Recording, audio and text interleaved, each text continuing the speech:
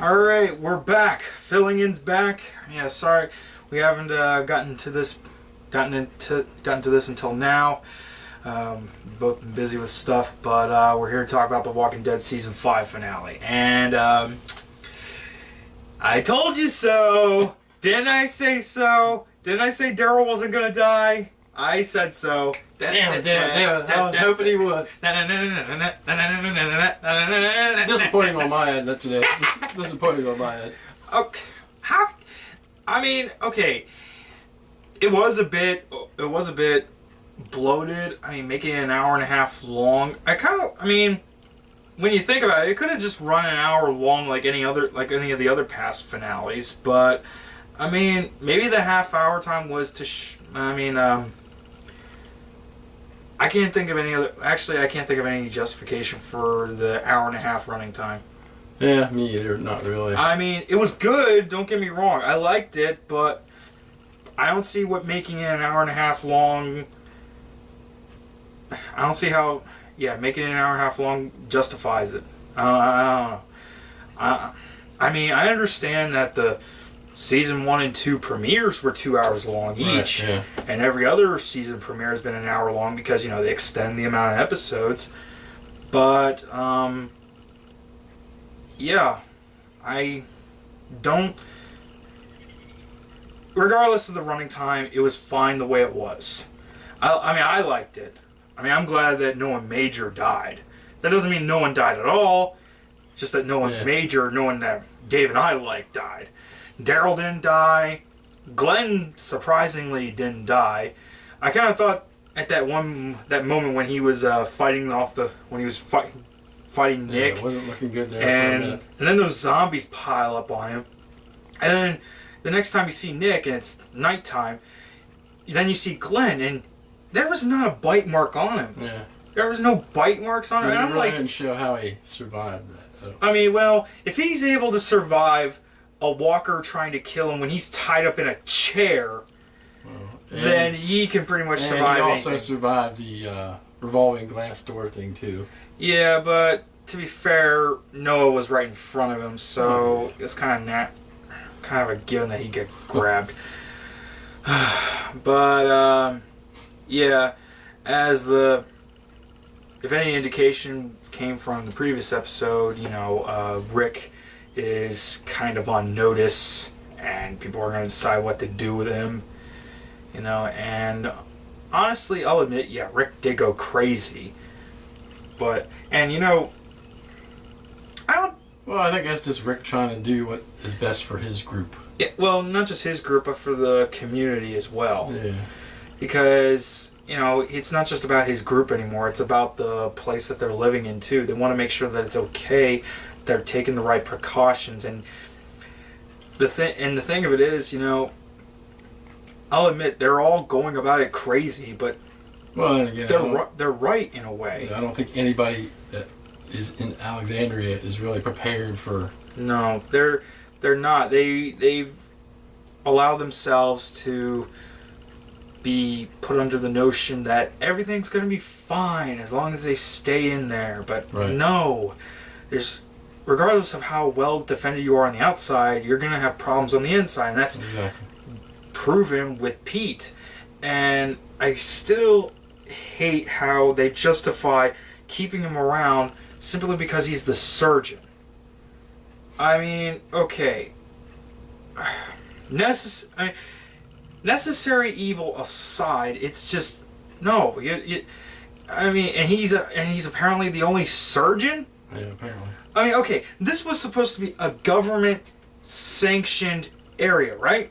This was supposed to be an area set up by the government, and Deanna kind of said so, and this is also given in the comics, too. They're both congressmen. I mean, the characters are both congressmen. But, if this was set up by the government, they couldn't have gotten extra doctors or something. Well, yeah, and they are going on runs to look for people to bring in. So I guess that's kind of But yeah, and of course we see Daryl and Aaron having more bonding moments, which is pretty good. I think, I don't know, some people might have thought that Daryl and Aaron were gonna have a kissing moment when they were stuck in that car. So he's not gonna die, but he's gonna turn to the other side, as I always say. But no, instead they try to go out in a blaze of glory, and surprisingly Morgan shows up. And of course, the beginning of the episode, Morgan is in the beginning, and how badass is Morgan? Seriously, he's kicking ass with his stick. Yeah. He's like, holy crap, is this Mace Windu or something? Or Darth Maul? What, some kind of Star Wars finally glad ninja. to see he's back. Yeah, I mean, like come how on. many episodes did it take for him to actually come 2, and he was only in each of them for like a minute or more. Exactly, so. At least he's in here for a longer period of time. Right, and yeah. Though, you gotta admit, at least he's appeared in more episodes this season than in previous seasons he was in. He was only in like seasons 1 and 3 for like 1 episode each. This season he was in for 3. So, and next season it might be bigger and better things for more. Yeah, hopefully. I'm thinking. I mean, there were some characters that I'm surprised weren't in this season. Like there's a runner named Heath. He's this black guy with dreadlocks and all curled up in a ponytail and everything. And he also has a relationship with another character that hasn't appeared yet, Dr. Denise Cloyd. Yeah, Dr. Denise Cloyd. So, well, given that Pete's dead, we might see her next season as the new surgeon or something. And, they're really good characters. And since the show is going more along the comics than ever right now, we might, I'm not going to, well, I don't want to spoil anything, but let's just say if that Denise Cloyd is going to be in next season, you'll be expecting big things from her. So, and the wolves, yeah, that's what they're called. That's what the W apparently stands for. That's on their heads. I'm not sure what to make of the wolves, because there's all this speculation that Negan was going to be appearing at the finale, or maybe he'll appear next season or the season afterwards. But this is just my 2 cents on it. I don't think the wolves are in any way related to Negan.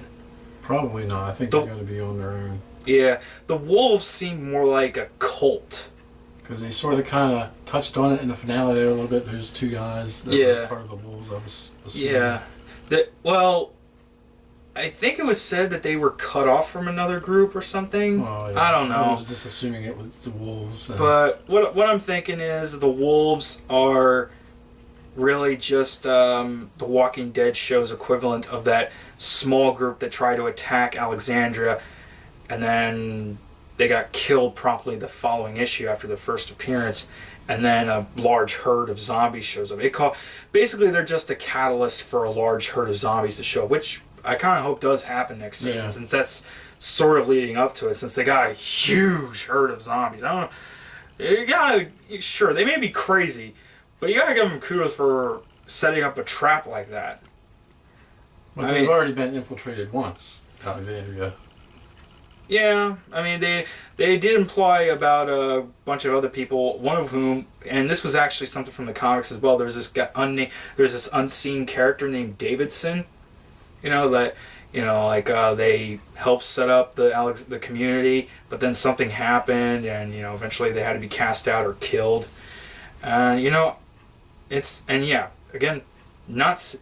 Davidson was an unseen character in both mediums, but apparently he had a big impact in Alexandria. And this is just me. I wouldn't mind seeing some kind of expansion on that, how they did the Governor books, and I would like to see some kind of novel covering that. Yeah. Cover who's this Davidson character, even though he was only mentioned, but apparently he had this big impact anyway. And like I said, no one really major died, but that doesn't mean no characters didn't die. Just Deanna's husband Reginald and Pete. Oh, that asshole. I was sort of kind of not expecting Deanna's husband to get killed, but... Well, it kind of goes along with the comics because, again, Deanna in the comics, it was Douglas. Deanna was a man, and he had a wife, and Douglas, Deanna, Regina, Reginald, and Reginald and Regina died. They both got killed by Pete. And this prompted Monroe to tell Rick, do it. Yeah. And I'm kind of glad it happened because... Yeah, Pete was becoming quite the asshole, if you will say. Yeah. Also a bit creepy, too. Don't get me... Yeah. Well, and again, Rick's kind of a little creepy with his obsession with Pete's wife, I would say. Yeah, in the comic, it was actually portrayed as kind of innocent-like. Yeah. But in the show, it was sort of... It was a little... Rick is pursuing a little more, maybe. It was a mix of innocent / creepy. Yeah. Kind of like real life. Yeah, But at Rick's part, he was out in the wild, I guess, for so long, and he hasn't seen a woman lately. Yeah. But what I'm wondering about is where the heck did Pete get Michonne's katana? Yeah. Was Pete in the same house that Michonne was shacking up in? Yeah. Where did Pete get the katana? How did he get the katana? Michonne had it up in a room. She had it hanging there on the wall. So. Yeah, but do these people not believe? Okay, either Pete was searching every single house in Alexandria, or at least in the safe zone. Either Pete was searching every house in the safe zone, or he just knew which house people were shacking up in, and they didn't have their doors locked, which is stupid. Exactly, but in the comic, Pete at least had a knife. Yeah. He had a knife, and he cut Regina's throat. But in the show, he had a katana. He had Michonne's katana, and I'm wondering where the heck did he get that? Do these people not ever heard of locked doors? Oh, and then of course, Father Gabriel is having his crisis of faith moment. Now, some people may get annoyed with Father Gabriel, but I actually understood it and was I actually liked it. And I like to see how it all culminated because season 5, this was kind of like Father Gabriel's arc. And it was showing how he was going from a coward and a man who's struggling between his faith and his need to survive. Yeah. And now he's realizing what he has to do, and he's either decided to go with one thing or the other, or find a balance between the two. And I think that's it. I think that's what he's done now. He's found a balance. And at first he seems like he wants to die because he knows that he's done wrong and he deserves punishment. But it also takes him to realize that he needs to move on with things. Exactly, so he doesn't... Because regardless of what he's done, well, I'm not saying he should just simply get over it, but I will say that he needs to, just basically get on with his life. Which I'm glad happens. At least it's not with Andrea, okay? Yeah. No, Andrea in season 3 had no redemption whatsoever. Okay, I thought at first maybe she did, maybe they'll do some kind of last minute redemption thing, but they don't. But at least with Father Gabriel, they do, and it worked. It worked, and I'm glad it happened. Okay, and then of course, Rick kills Pete, and I'll say it was pretty climactic, and especially what built up to it, because a zombie came in because, Father Gabriel had his moment of clarity. Yeah. But, Father Gabriel, I'm glad that you had your moment of clarity, but could you please lock the door? Yeah, don't let the zombies in. Were you born in a barn? Well, born in a church, more like, but... yeah, kudos for the moment of clarity, Father Gabriel, but learn better door locking next time. And so Rick takes care of the zombie, shows everyone, you need people like me, and we need to work together, you know, he's not doing the dictatorship speech. Yeah. You know, I was kind of hoping, this ain't a democracy anymore. I would have loved to get the dictatorship speech again, or at least another variation of it. But you know, it's like, yeah, we're all gonna work together now. We gotta stand together. I guess at the end it was kind of like she told him, "Hey, you know what? Take care of business."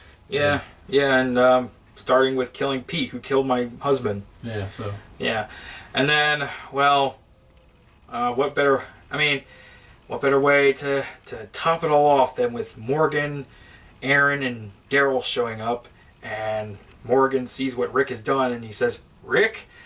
And, you know, I can't help but think, I got a feeling that next season this is going to be sort of a... There might be friction between Morgan and Rick. Yeah. I mean, but then again, it's not like... But hey, who's Morgan to judge? It's not like Morgan really wasn't there at all to know what the situation was. And, you know, he might get it explained to him later on. And plus, come on, Morgan was kind of going crazy for a while, too, you know. I mean, he was all fortified, had spikes all over the place, booby traps, guns. Yeah. Speaking of which, why didn't he take more guns and ammo with him? I mean, I understand he can't take all of it, but... Mm-hmm. Well... He did pretty good with a stick. Yeah, he does good. So, he's the wise man. Pretty soon he might get into Morgan Freeman narrations. Yeah, but then again, his name is Morgan. and here we see the March of the Walking Dead. That doesn't sound quite like Morgan. Does that sound like Morgan Freeman? Yeah, not really. Nah, not really. Sorry. Okay, and yeah, the wolves are preparing, you know, the zombies, and they're gonna attack everything, and I think they got an idea of where Alexandria is now, so... Woo! But hey, I'll say this. It's not as cliffhangery as the last season finale. The last season finale, it was good, but it really annoyed me because it was so friggin' cliffhangery. And then, when season 5 premiered, it continued immediately where season 4 left off. And I'm thinking to myself, you know, you could have just saved this. I mean, I don't know. You could have just saved this whole thing as like, you could have just saved the season 5 premiere as another episode for season 4. That would have worked out fine. Yeah. But instead, it's just cliffhanger and then immediately follow. It's just, I mean, I understand that the previous season finales of Walking Dead, like season 1, wasn't really so much of a cliffhanger. It provided closure, I guess. Season 2, sort of a cliffhanger. Season 3, not so much of a cliffhanger. Season 4, definite cliffhanger. Yeah, season 5, not so cliffhangery as season 4. So, yeah. Well, that's about it. That's about all I can think of for season 5 finale. That's about it, because there really wasn't a whole lot going on this season. I mean, there was some stuff, but... Well, there was a lot. I mean, good characters got killed, which made me sad. Beth got killed. Tyrese got killed. Bob got killed. We had to see the governor again, though. Yeah, that's true. That's true. You got to see the hunters, but they were only in there for like a few episodes, so I don't know what kind of... Well, you know, I understand the season sort of was a build-up to them being in Alexandria and adjusting to something different. So. Yeah, and we got to learn that the cure in Washington is not real, so kudos for them on that, too. Yeah. Oh, there's another thing I wanted to mention. There was, when we talked about that episode when Tyrese got killed, and he was having those hallucinations... Okay, he was having hallucinations of people he both cared about and hated. If that's the case, why didn't Karen show up? He loved Karen, apparently. Yeah, why didn't she show up? Yeah. That would have been perfect. I don't know. To give the governor time on TV, that's all. Yeah. Well, that's about it for Walking Dead vlogs of Season 5. we're going to be doing season 6 when that premieres, but hopefully in the meantime, before season 6 premieres, we'll probably start covering the previous seasons, starting with Walking Dead season 1, and hopefully continue on from there. And until then, I'm Phil. I'm Dave. All right. Oh, and the Fear the Walking Dead spinoff. Did you see the trailer for that? I did not. I mean, it was only like a few seconds, but I kind of like the title for it. Fear the Walking Dead. It's not doing the whole Walking Dead : thing. Right.